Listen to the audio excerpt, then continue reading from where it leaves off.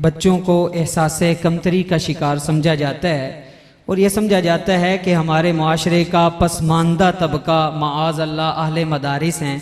चेमे गोइयाँ तलबा में भी होती हैं, माशरे में भी होती हैं। एक दूसरे से पूछा जाता है कि मदरसे में पढ़ने से मुस्तकबिल क्या होगा। तो ऐसी चेमे गोइयों का जवाब देने के लिए टूटे फूटे लफ्ज़ों में मुकालमा पेश करने के लिए तशरीफ़ लाते हैं अहसन रिजवान अमीर हमज़ा। अस्सलामु अलैकुम वरहमतुल्लाहि वबरकातुह। वालेकुम अस्सलाम वरहमतुल्लाहि वबरकातुह। भाई मैं आपसे चंद सवाल करना चाहता हूँ। जी भाई ज़रूर करें। भाई आप क्या पढ़ते हैं? भाई मैं कुरान मजीद पढ़ता हूँ। भाई आप मदरसा में क्यों पढ़ते हैं?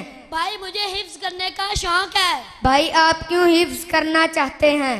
भाई हिफ्ज करने का बहुत बड़ा मकाम है। भाई वो क्या मकाम है? अल्लाह के नबी हुजूर पाक सल्लल्लाहु अलैहि वसल्लम ने फरमाया, हाफ़िज़ कुरान क़यामत के दिन 10 जहान्नमियों की सिफारिश करेगा।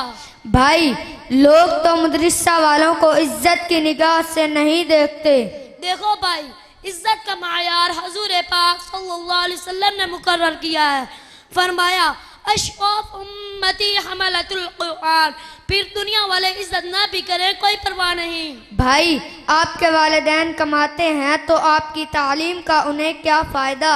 भाई हाफ़िज़ कुरान के वालिदैन को क़यामत के दिन ऐसा ताज पहनाया जाएगा जिसकी रोशनी सूरज से भी ज्यादा होगी।